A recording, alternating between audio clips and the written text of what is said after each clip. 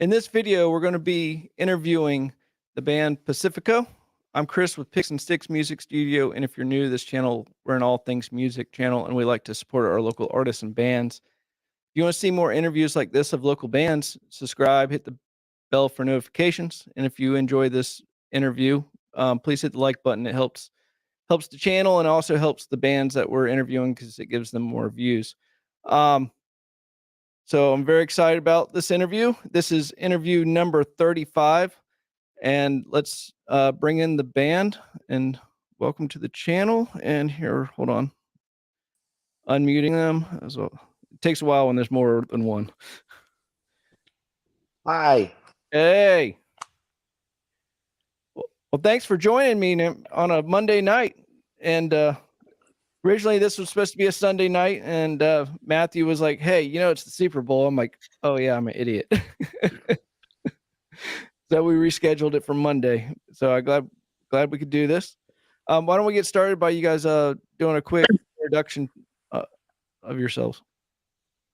Cool. I'm Matthew. I sing and write the songs in Pacifico. And you play guitar too. That's true. Yep. I'm Wes. I play bass and do background vocals.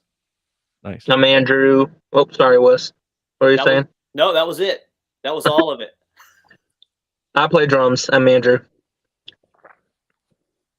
Hey, cool. Sorry, that was just Scott texting me. Awesome. Everybody, it's a live chat, and if you want to ask questions in the chat, go ahead and get them out there for us. And we'll start with the icebreaker question, and we'll do it for every one of you guys. What was the icebreaker question? It disappeared on me. It was right here. I think it was movies, right? So yeah, that's what it was. Yeah. Music related. Yes, that was the question. Our favorite music related movies. Oh, okay. Yeah. And it doesn't have to be a biopic. It can be a nonfiction, Yeah. What the frick is the name of it? I'm seeing the name of it. Once. I love that movie. I don't think I've seen that one. It's got That's a good one. Yeah, Glenn Hansard and Markia. Well, I don't know her last name. Ingalova, I believe. And it's a fictional thing, but it's like loosely based on their real life stories too. Anyway, he's a singer songwriter and meets her. She's a singer songwriter. They don't fall in love, but anyway, it's great. It's beautiful. Awesome. How about you, Wes? I'm gonna go with Rock and Roll High School. I love Rock and Roll High School. Have you guys seen that? I am familiar with Ramones. Yeah, my favorite band, the Ramones. It's a movie where basically these kids in this high school are obsessed with the Ramones, and they invite them to their high school. And then it's been a little while since I've seen it, but somehow the Ramones end up taking over the whole school. And so for a little while, basically the Ramones and all the punks lay siege to the high school. And instead of it being negative, they have a really good time until all the grown-ups come in and ruin it all. So I think I have seen that one. I haven't seen that one. It's pretty good. I might bring it with me to Atlanta. And Andrew's thinking real hard. What's the actual question again? Music movies. Like movies with good music? No, like it could be a biopic, or it could be like a nonfiction, like Crossroads or something like that. Oh my God. I always thought Ray was really good. I thought Ray was awesome. You're gonna pick that drum video that they always show in Guitar Center. So that drummer from Dave Matthews Band. Oh, the Carter Beauford. They always, when you always get the drum section of Guitar Center. Mm-hmm. Every time I go, they're like playing that video from him, and I'm like, okay. Awesome. This video is going to be timestamped, so if you're catching it not live and it's a couple days later, I should have the timestamps down in the description. And if you're just joining us, you can ask questions in the chat, and the band will get those answered. So where did the name come from?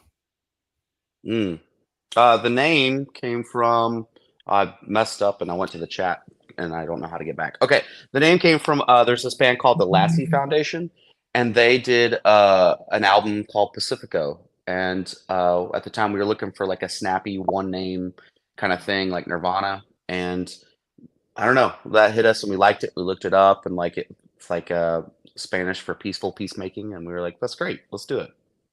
Nice. So, you know, oh, I know how to do it. Go here. I know you had a little bit story about making this band too, right? There was like I don't know how to. I should have talked to you about it before we started, but No, you're fine. I can give the short explanation. It started as a side project for another band. I was in this other band playing bass, and they were wanting everyone to contribute song ideas, and so I'd ask them what they wanted to do, and so I'd bring in songs, and they didn't like them, and so then the drummer pulled me aside and said, "I like what you're doing. We should do a side project where we do your songs." And I'd had these, I guess, bands before where I had written the music, but it had been a while since I had done that because they just, crash and burn. Anyway, we started this as a side project, and then it was a 3-piece. We found a bass player, and then we got another guy with a 4-piece. And then we got another guy that became a 5-piece, and we were like showcasing for labels, and things were going really well. And then the crash of the music industry happened, and after every attempt that we had just kept falling short, and finally the guys in the band left me the name, and then from there it became a collective, and that's how when these guys got involved. Wes got involved first around, what did you say I met you, 2006, 2007? Yeah, we met in 2006, but we kind of started playing. I started playing in Pacifico in I think 2008, maybe, or maybe late 2007, something like that. Something like that. Yeah, we had met in a band called Money in London, and then I started doing Pacifico again more regularly, and so he started playing bass with me, and then I met Andrew, and what do you think, like 2011, 2012, something like that? Yeah, probably. Yeah, I was living in Louisiana, and I had a drummer that quit, and I had played a show with Andrew before, and he was incredible, and I was like, I need to find this guy and get him to play with me. nice. Yeah, I saw you guys had a long history of songs. Like, I was looking, I guess your first album was like 2008, right? Yeah, the first full right? length, the first full length came out in 2009, but in 2008 was when I guess Pacific got revived with the whole new approach, and that was because a label approached us about releasing the stuff we had done for labels that never got released, and then I also had recorded an EP where I played everything, and he put that out as well. And then after that, I went to California and recorded the first full length, which is up here behind me. All right, we got a question in from Priscilla Wise. What was one of your favorite venues that you've played? What's one still on your bucket list? Oh. And Priscilla, how's my sound? Because I did something a little different today. I want to make sure my sound's still okay. You guys have an answer? Or you want me to go? I do. Yeah. Okay. Yeah. Go. But it's not from Pacifico. My favorite venue, man, is when we were in Monday in London and we played the Silver Bullet. Do you remember that? Yeah, it was a strip club, right? Yeah, well, it used to be a strip club. It used to be a strip club. It wasn't a strip club when we played. It was like converted into a rock venue, but it used to be a strip club. And so there was like the stage was still like 3 catwalks, and like there was like pink lights and smoke machines. And so when we played, like it wasn't still a dance club, but we played like on these little catwalks, and there was like pink lights, and it was just a very strange experience. Yeah, the poles were gone, right? They were gone. There were no poles left, but too bad. Remember. Yeah, because I could have made that show better. Absolutely. What about you, Andrew? What was your favorite venue you played? Oh, man, I think something really cool in high school. I played at this place in Epcot in Disney, and I was in jazz band, and we started playing, and as we're playing, the stage is rising up. I just thought that was the coolest thing ever. But I mean, so you were suspended in air? No, the stage would just rise. Like we were playing as the stage was rising before people could see us. Oh, okay. So you came up. Okay, yeah. got you. But that's cool. I ain't really played at many places. I mean, I've just played in Louisiana, and I think I really love Spanish Moon here in Baton Rouge, which no longer exists. And Yeah. Howlin' Wolf in New Orleans is a great place, but probably the coolest live place I'll play is at this new show coming up. I'd have to say. Cool. I Yeah. think the coolest place I've ever played was the Whiskey A Go Go in LA. Oh, nice. Did a showcase there, and that was really awesome. And then also Wes played this too. We played at the Knitting Factory in New York. Yeah. And that And was pretty cool. I was saying a funny one, but an actual good one was the time that we played Heaven at the Masquerade. That was cool too. That was really cool too. Yeah, Masquerade's pretty awesome. But yeah, I think that I might agree that like I'm really excited about the show on Saturday because I grew up in Atlanta and Smithsville Bar is like a staple here of live music. And if you go in there, you can see on the wall just posters by all these like bands that you've heard of and some you haven't. And I have played at everything, but since moving back to Atlanta, all the shows I played have all been solo acoustic and not really been well attended or that cool. And so I'm excited to play a show with some people there at a venue that's really great. That's gonna look and sound awesome with these guys. And that is a really great venue too. Yeah. We got somebody saying looking forward to the show. Nice. Thanks, Michael. Awesome. What about the second part of that question? What's on your bucket list to play? Oh gosh. I don't know. I think that venues are kind of underrated. I feel like it's more about who's there than really where it is. I mean, it'd be cool to play at the Rock and Roll Hall of Fame, Set that up, Matt. It'd be cool to play on the roof of the I don't know, what is that where the people play on the roof like in New York? I don't know. It'd be cool to play like a lot of places, but I don't know. I'll never get to play at CBG because it's gone. But yeah, that would have been cool. But I would like to. I also do bluegrass music sometimes, and so for that, I would like to play the Ryman. Obviously, that would be dope. Yeah, that's what I was gonna say. Yeah, nice. But pretty much anybody plays at the Ryman nowadays. So it could be me. I saw Owl City there. They're very bluesy.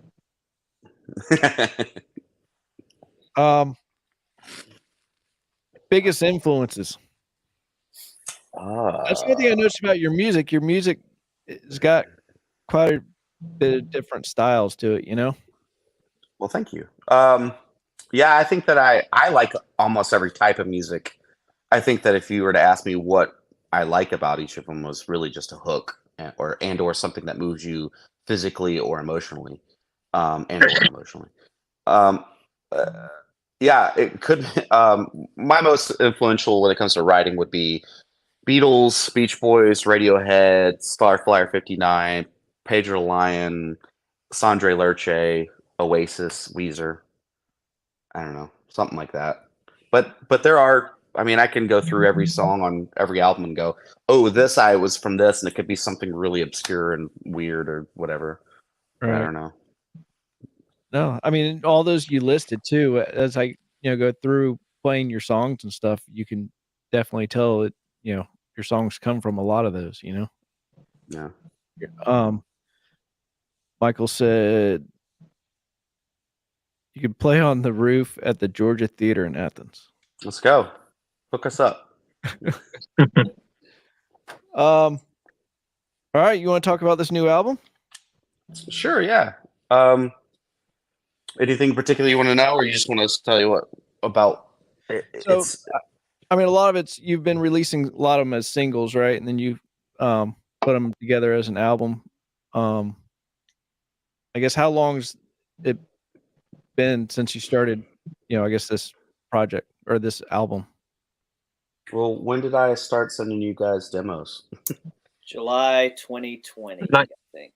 Was it 2020? It was 2020 because we had just finished doing the little EP, and when I got back was when Matt sent me the message about because it was in the middle of the pandemic because we did all the pre-production and everything via Zoom. So yeah. And I think that I was compiling songs and finishing stuff up a little bit before that too.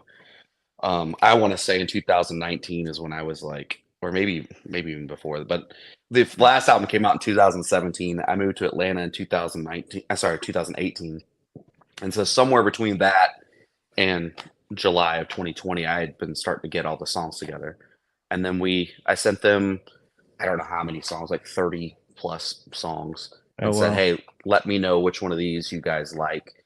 Everybody gave me their notes, and then we kind of narrowed it down, and then we started having Zoom calls where we would narrow it down more and then go through each song and figure out the right tempo and the right key and the right arrangements for each song and all that kind of stuff. Now, did you produce it yourself? Yeah. I guess I produced it, and CJ, our guitar player, probably helped produce it as well. The vocals were produced by Matt Goldman, who used to be here in Atlanta in Little 5 Points with Glow in the Dark, but I think now he's in Tennessee. But yeah, it was a long process. It started with just a bunch of demos, just me and my guitar, and then, like I said, we would talk through stuff, and then we would start adding things and taking things away. They started recording at their house and sending me like the demo I'd sent with their bass or drums on it. Oh, nice. And then we showed up in the studio, I want to say October of 2020. That's right. And that's when we did the drums and the bass. And got all the percussion and stuff, got all that down, and we did that over a long weekend. That's what seems, today's technology, where you can bounce things back and forth, from around the world, and put together an album, or at least ideas of the album stuff, where before, when you're tracking on tape and stuff like that, you didn't have that benefit, right? Really. It's a blessing and a curse. Like, for instance, the first song on the new record is an intro song, and there's a piano part on it. I wrote the part, but I'm not the best piano player. And there's a guy that played on our album Without Heroes that his name is Matt, and he plays piano beautifully. And so I'd asked him if he would play on this album all the keys, and he was like, yeah, no problem, because we had worked together before. But when we worked together before, I was in the studio with him, and this time he's in North Carolina. I'm here, and he did a couple songs, but he ended up bowing out because he's like, I just can't handle this, because the way that it would work is I would send him the song with the ideas. He would then, when he had a free moment, because he had a wife and a kid and a full-time job, he had a free moment, he would work out his part, record it, and send it to me. And then by the time I was able to listen to it and make notes and get back to him, he's not in the studio anymore. Right. He's back at work or with his family or whatever. So then he's got to take those notes. A lot of times too, he's doing it on the fly, like making it up and feeling it, so then he's got to go back, relearn what he did, then change it to what I get. And he just finally, this isn't working well. Right. Like, it would work well if I'm in the studio with him, where I'm like, can you do this? Take that out. No, do this here. Those kind of things. And that way it didn't work. But we didn't have any problems with the bass and drums when we did the pre-production with anything like that, did we? No. But even in person, you can see facial expressions and stuff like that, and like, oh, that's not quite. I can tell that's not what he wants, Yeah, yeah. Even mixing, the guy that mixes it is my buddy Aaron, and he lives in Nashville, and I'm in Atlanta, and we recorded most of the album in Nashville, but for like the mixing and stuff, at first I was just gonna have him mix it away from me, but then he was sending me mixes, and like, it was again the same kind of thing where I would have notes, and by the time I got him notes, he'd have to pull it back up, and it was not conducive to working. So basically I had him do a first pass on all the songs, and then I made notes, and then I came to Nashville, and then we did the rest in person, and that worked so much better and so quicker, and honestly, I think was what needed to happen. Right. All right, Bethany, who were your musical influences for the track Feel Alive? The intro with the drums is Dave Grohl, I think. Yeah. I said, I'm just going to play something Foo Fighters would play. That was mine, at least. The song itself, I was trying to write a punkish kind of song. I was trying to do like Wes was saying, I point to where Wes is on my screen. He's probably not there. That's where I am on my screen too. It's right up above you. Cool. I was going for like a old punk kind of Ramones meets Clash meets. Then I also grew up with like MXPX, like that kind of punk kind of thing. And I think there's definitely some Super Drag in there too. There's an album by the Super Drag lead singer John Davis where it's called Arigato, and the first song on that album is just like balls to the wall. And they've got some other. I think their last album, they did a reunion album, had like some songs like that too. And I don't know, all that kind of mashed together is where I was when it came to the writing of the song. And then then we got together, and the intro thing that Andrew did, we didn't have that when we were in the studio. It was just that. Can I say that? Yeah, go ahead. Oh, sorry. I said, hey, can you just do this, Phil? I'm like, do that? Okay, I'll try to play that. How does that feel? What's funny, man? Just do something like this. Just do. I'm like, all right, Yeah. I'll do that. Until you guys just said that, somehow I didn't realize that we didn't have that when we were in the studio. No, we had already we had already pretty much like we had gone through. So we got there because we all live in different states. We got to the studio. We all rehearsed through the songs live together. I think 2 or 3 times. We'd all been practicing on our own, and it worked out great and sounded great. And then we were like, okay, let's go for a pass. And so I had done versions of the songs, and then Andrew Lick was in there doing the drums. And so he was doing his thing, and I was like, something's missing. Like something needs to happen. We'd already decided that we were going to do like play the open or instrument, with the strings just open where it's not a chord. And then we were going to come in strong, but it needed something to build up. And so, with my intelligence, tried to speak drum to Andrew, but he got it and it made it even better than I could have done with my mouth. Nice. On the album, is there anybody else you want to shout out that played on the album other than the 3 of you?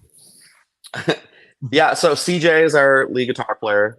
He played on the album. My buddy Shane, he plays in a band called Delure. On our song Haunt You, he plays everything that's behind the main group, like all the percussion, all the keys, any kind of like strings kind of sounding stuff, background vocals, all that kind of stuff is on there is him. My niece, Caitlin, she sang the background vocals on Don't Play Dead. We have horn players on 2 songs, Don't Play Dead and I'm So Gone. I'm going to not remember all the guys that played, but the guy that put together, his name is Ben Harrington. And then there's a sax solo on Lola. This is a guy named Kevin. It's a friend of mine. And then my friend Peter, he played upright bass and slide on Afterglow and Haunt You. I think that's all the extra people. Wow, that's a lot though. I love those horn parts. I love Yeah, they turned out great. Cool. So we're gonna play Don't Play Dead. You want to talk about that before we play it at all? Yeah, sure. That was our first single from the new record, which came out I think in October of this year, and of last year. And there's a music video for it that Wes and I are in, and it's just a song about really about the fact that no mistake you make matters and that it's all okay. And I was just trying to write something fun and catchy and dancey and poppy, and I could probably make a list of influences, but yeah. The bass part that I did for this, like my favorite bass player is Bruce Thomas from Elvis Costello and the Attractions, and so I was listening to a lot of like their Armed Forces record when I was coming up with the bass parts. Nice. And you killed it. Thank you, sir. Yeah. All right. Well, I'm gonna mute you guys so there's no sounds while we play the song, and then I'll bring you back in. Sounds great.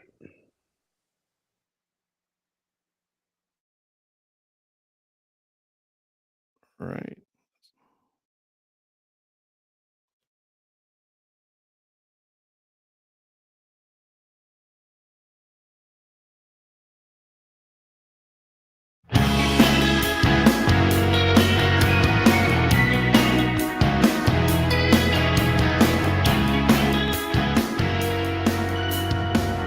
Did you miss the mark? Pull for perspective. Here's a brand new start. Room for reflection. dwell on things, we can let them go. Listen to your heart and get yourself out of that hand. It's okay, none of this matters anyway. We all make mistakes. Hell, I made more than 3 to 8. So darling, don't hold back, don't play dead. When things get hard, listen to what I said, because it's all okay. None of this matters anyway. Alright, I don't know your feelings, but I fight by your side, baby. No matter what obstacle life puts in your way. When the task seems too large, your strength outweighs my by far. Just take a bite, stand up, dust off, and march. On and on and on. It's okay. None of this matters anyway. We all make mistakes. Hell, I made more than 3 to 8. So darling, don't hold back, don't play dead. Things get hard, listen what I said, because it's all okay. None of this matters anyway. Whoa.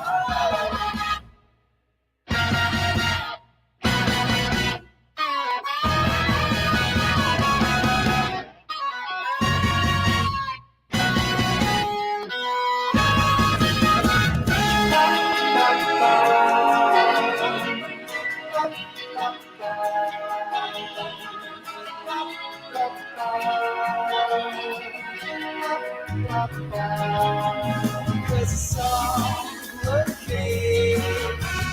None of this matters anyway. We all make mistakes. I made more than 3 to 8. So don't hold back, don't play dead. When things get hard, listen what I said. Because it's all okay. None of this matters anyway. It's all okay. None of this matters anyway. Ba, ba, ba. Ba, ba, ba. Ba, ba, ba. Ba, ba, ba. Ba, ba, ba.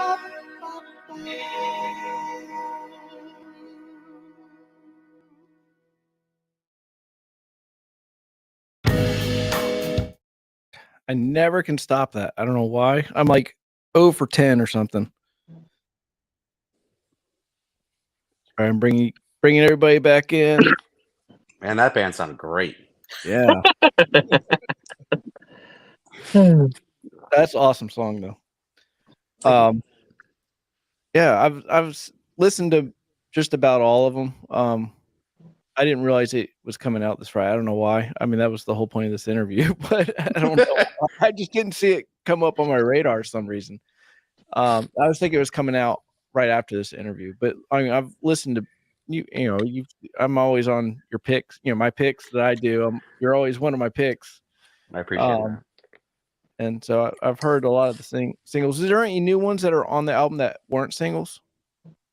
Yeah. So there were only 4 singles, and there's 12 songs. Well, I guess 13 with the intro. So Yeah. it'd be, depending on how you look at it, 8 or 9 more songs for you. There were songs that we considered for singles that didn't make it, and really like the last single. The only reason I ended up making it a single was really honestly because I came up with a video idea for it, and my publicist wanted me to have a video drop with every single, and so it was something very simple that I could do that worked well with the song, and so But if it didn't do that, we might have done something. I don't know, something else. But yeah. What's your favorite one for each one of you? On the whole album? Yep. Go ahead, Wes. My favorite is "Don't Play Dead," but other than the singles, my favorite is "Lola." I love that song, and I love the way it came out. A friend of mine was listening to it. That's what I was going to tell you before the interview. But a friend of mine was listening to it the other day, and he said it sounded like a '90s mall jam, but in a good way. And I was like, "That's a great description to me." Like, I like that a lot. But I love that song. Yeah, that song's me trying to do like Peter Cetera, or like a Journey or something like that. Yeah, Michael McDonald. I don't know, something like that. What about you, Andrew? What's your favorite song on there? I like Agoraphobia. Yeah, that was one that actually I think both of these guys tipped the scales when we were doing the pre-production, because I wrote the song, I liked the song, but I didn't really see it fitting on the album or how it would work or end up. And I will agree that I love how it ended, how it turned out. And Haunt You. I like Haunt You a lot. Yeah. I think that could have been a single too. But Agoraphobia, like, I don't know, like you just in general, I mean, you just don't hear many songs like that come like that from that place. That style, I mean, Yeah. that's just straight up.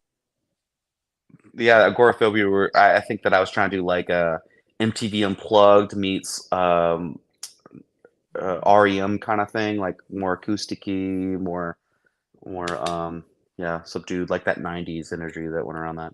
Yeah, my favorite on the album probably is "Don't Play Dead," which seems like a cop out, and I think that's why I wanted to be the first single. This album, I will say, is so often when I'll go back and listen to older albums, and I'll be like, oh, I wish I had done this, or wish we had done that, or those kind of things. And I think that this might be the first time that when I heard the masters, finally everything was finished, I teared up a couple times, and because of like it just like that's it.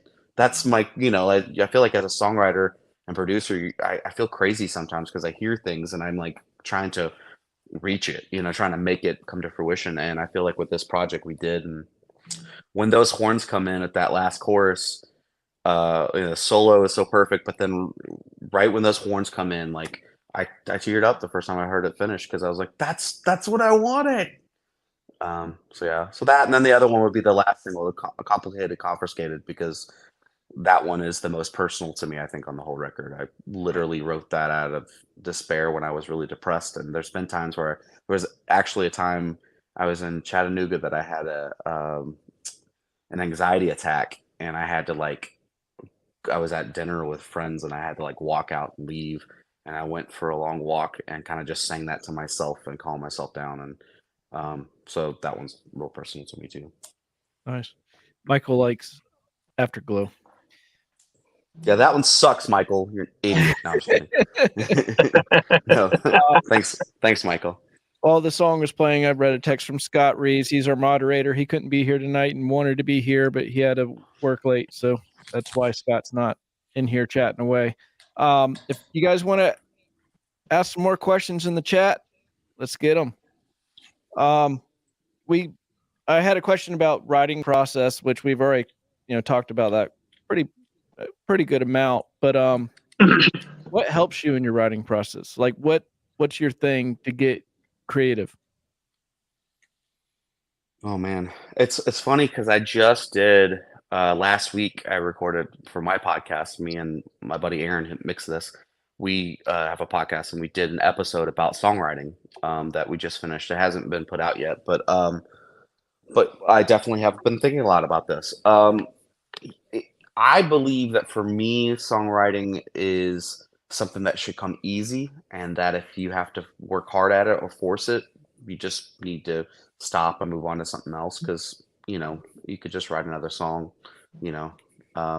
And in my opinion, especially, I read lots of books and watch lots of documentaries and listen to a lot of podcasts about makings of albums. And I think that I found that the songs that I resonate most are the ones that apparently come to the artist really quickly. Like it just pours out of them. And I find that for my songs that I have written, the ones I'm most proud of are typically that being those two. They just kind of come but I mean, I've joined groups before where we've like a songwriter groups where they're like, all right, for this month you need to write a song, and they give you a prompt, whether it's a lyric prompt or it's a writing musical prompt. And those have been helpful. It's always good to think outside the box and try something new. Right. I don't know. Awesome. Do you ever get like, say, I would think in the writing process, I would get bogged down. Well, I do get bogged down because I can't write worth of crap. And that's why I don't, but you just like, how many times are going to do this? How long is the chorus going to be? How long, the verse is going to be? But I guess the writing process, the actual lyrics are going to take care of that. But you have to get to the lyrics. Yeah, so lyrics are last for me. Those are the kind of things that we talked about in pre-production, honestly. And I feel bad because I so often get stuck in the whole, A B C B kind of thing, where like you're doing a verse, chorus, a bridge, a chorus, every song, and it's easy to get stuck on doing that. The last album that we did, Everest, was one where I really tried my best, and God bless Andrew's heart for dealing with me, because it was just him and me in his little room in his house where we would go through each song and like meticulously like work out all these like little things, because I really wanted to like kind of fuck that up, mess that up a lot. Sorry, I didn't mean to cuss anything. That's fine. But like there's one particular song on there called what's this called? Oh God, Shadow of You. Yes, The Shadow of You. Yeah, when I showed that to him and our guitar player at the time, we had like a little rehearsal. I showed it to them. They were like, I don't know what you're talking about. Like, they were like, they just didn't get it. But like in my head, I was like, no, it's going to go like this. And I was trying to write like a linear song that just moved like from here and ended here. But it had a couple parts that repeated, but I wanted to just keep moving forward and not really look back. And it was hard to write and it was hard to record, but I'm so happy with how that turned out. It really did work. For this album, I think like Afterglow was one of those that was kind of difficult, because I wanted this really, really soft thing, and then I wanted a loud band part, and then I wanted a soft thing, and we had to record those three different things and then put them together, and post, and that was kind of hard because again, CJ was in there going, I don't know how this is going to work. I'm like, it's going to work, I promise you, Right.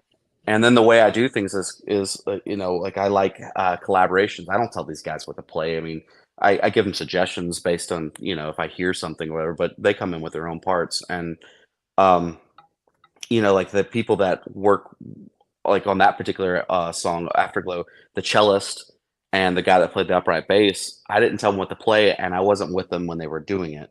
So they sent me files, and I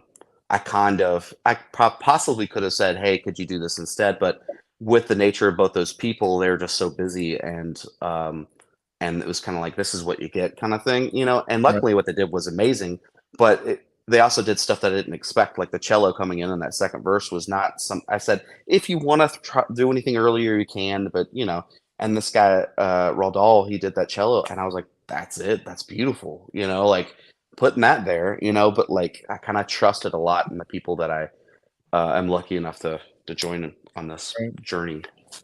Nice. You want to talk about your podcast at all? It's with Aaron. Was it Aaron Sprinkles? Yeah, Aaron Sprinkle. Yeah, sure. We talk about anything from music to life to whatever. Like I said, the newest episode is going to come out soon is about songwriting. The last one was about happy holidays. We've also done one with the woman that runs Stuff Christian Culture Likes, which was an interesting podcast. And we've done one about men finding and keeping friendships when they're late 30s or 40s. And that was a really good episode too. And then we've had artists like the lead singer from Acceptance. He was on, and we interviewed him before they did the reunion show at the When We Were Young festival last year. Nice. So what are your future goals for the band? I want to do 100 push-ups. No, I don't know. We honestly, I know that none of us have talked about anything past this show or whatever. I promised my wife that I would pump the brakes a bit for a little bit. because music's not cheap. People think that because you can stream music for practically free that it costs Right. about that much, but my bank account says otherwise. So support independent music, buy music, go see bands live.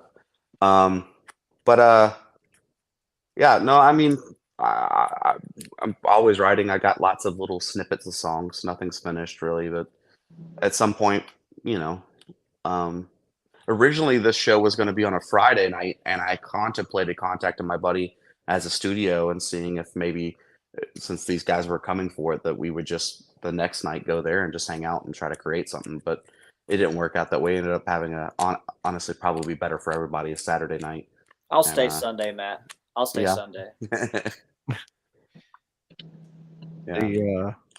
Brent was just listening to self-care while I was washing the dishes and remembered that the live is on. Sorry, I missed the first 30 minutes.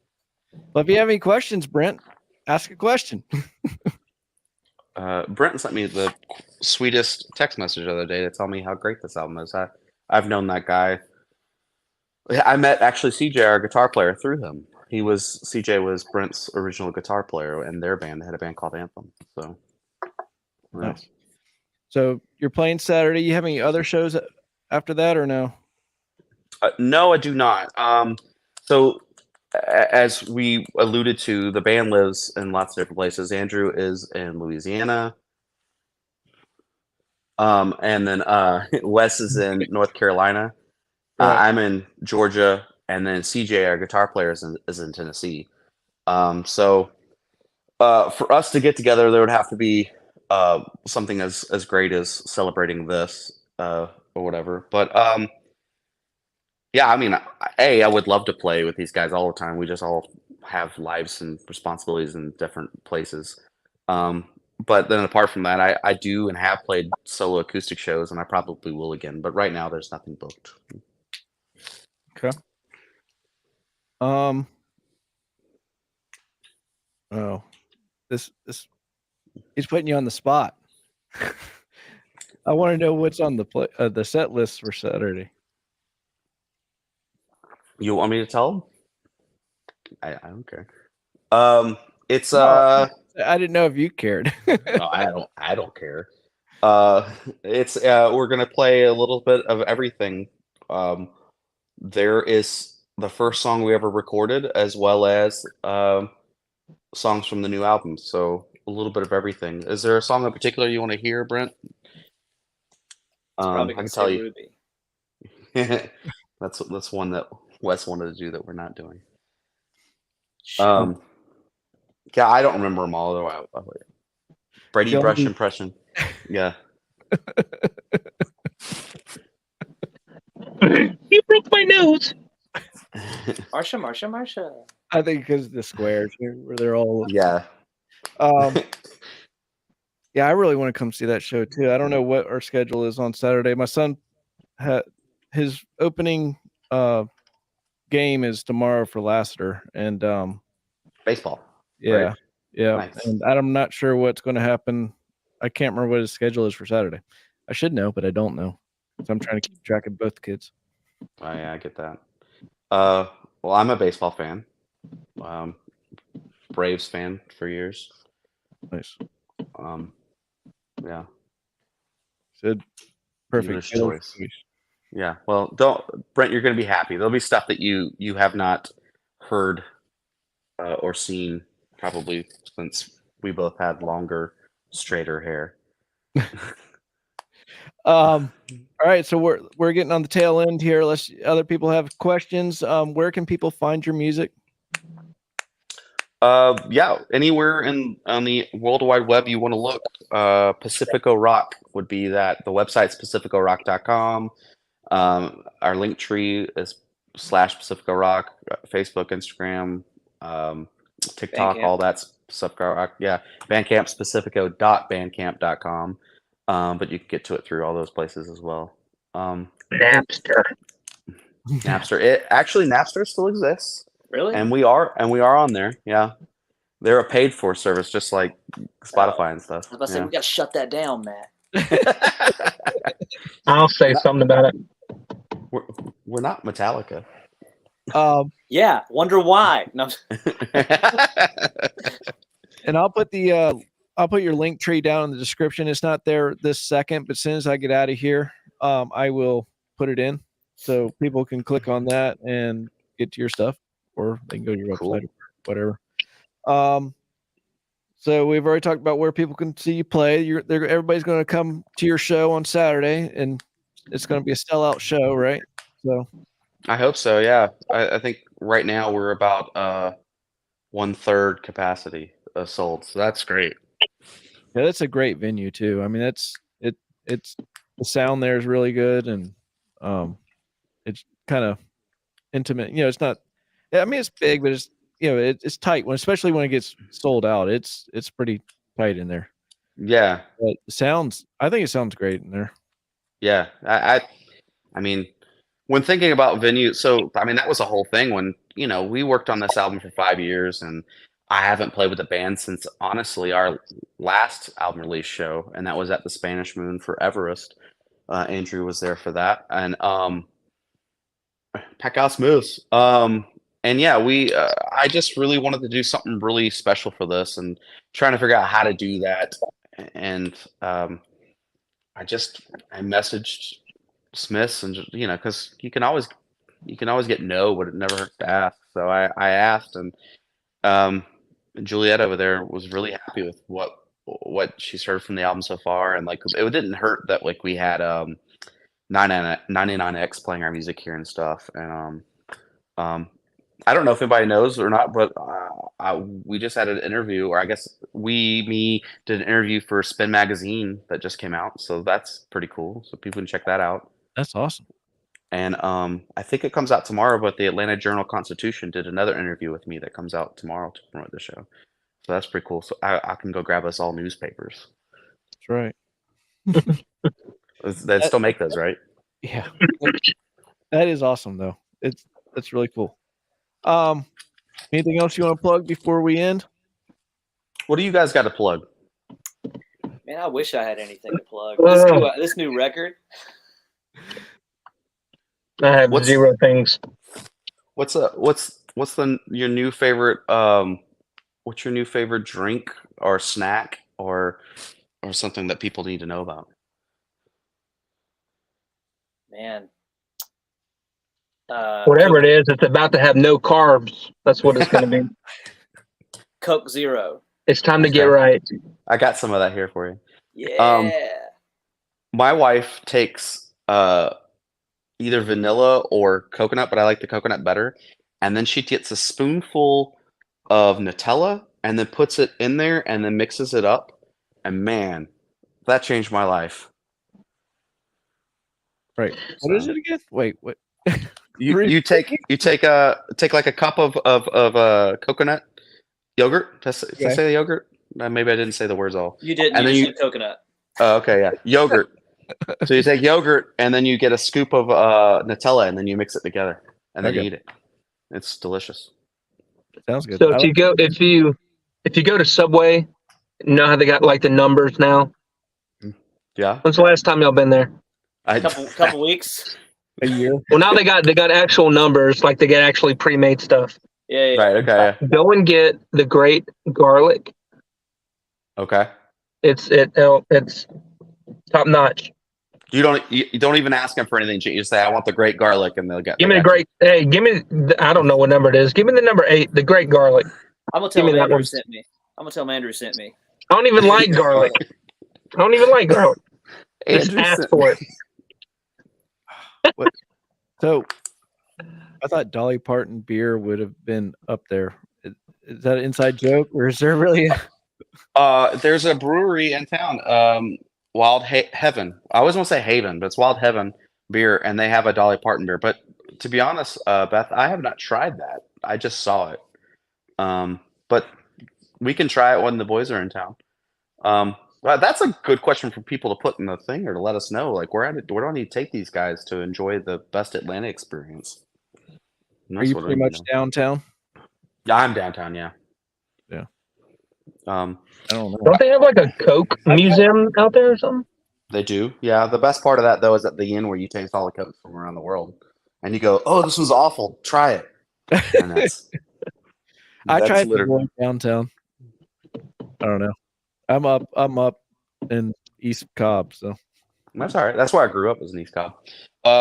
This is one of our I'm going to go sponsors. get one of those great garlic sandwiches tonight. This is one of our sponsors, Terminus Tees. If you come to the show, the first 50 people get a free T-shirt. And then also, I think they're also doing something. If you buy merch from the band, you get a T-shirt. So if you come up later, but you still buy from the band, you'll get something. So that's cool. Monday Night Brewery is pretty good too. And I went to the store today, and I had this created for our merch thing, so people can order the album. Vinyls are not here yet, but they should be here within the next 2 to 4 weeks. And so I made that guy today. do you have any other merch? Yeah, we have vinyl from the last 3 albums, and then like that's Everest, and boom, that's Without Heroes, and that is Thin Skin. So I got those vinyls, and I've got other tees and stickers and buttons and all that kind of stuff too. Cool. Can they get there from your link tree? Yep. Awesome. Well, I really appreciate you, Waffle House. Take them to Waffle House. That's what Michael just said. We can walk to one from my place. You guys have had Waffle House before, right? Yeah, man. I grew up in the South. yeah. I've had Waffle Yes. House. Yeah, they have Waffle House. Yeah, we had in Louisiana. There's a Waffle House that's connected. It was like a gas station, a Waffle House, and a bar, all in the same building. That's like everything And- you need. Dangerous. Yeah. Dangerous. The bar was a pirate bar. So I mean, That's like the one place you can look at the kitchen and tell you shouldn't be eating there, and you still eat there. yeah, it's what do they call it? Hillbilly hibachi. But it's Oh. so I've quick. not heard that, but I'm into it. It's Yeah, so because they quick. make it on the same thing in front of you. Yeah. And it's- I watched a woman try to make a waffle, and she burned like 10 of them. Must have been new on the job. The Southern Holy Trinity. Jeez. Oh, I mean, I have some Nice. good memories in Waffle House. And my wife and I, we're high school sweethearts, and I was 2 grades above her. But after her football games, she was like a cheerleader, and we'd go to Waffle House. Nice. I think and the first Waffle House I went to was in Atlanta. you go to Waffle House. Yeah. I think when Pacifico was starting, we used to hang out at a Steak and Shake, and it was called the Punk Rock Steak and Shake. And it's because our friends worked there, and we would get free stuff all the time. So we went there all the time. Well, everybody, I really appreciate you guys being here on the interview, and I appreciate everybody watching and listening. You guys all had some great questions. We had quite a few people in here chatting it up. That was fun, and we'll have to do this again on your next album. Yeah, we should do that again. So, all right, everybody. Well, thanks for watching, and go straight home. Bye, guys.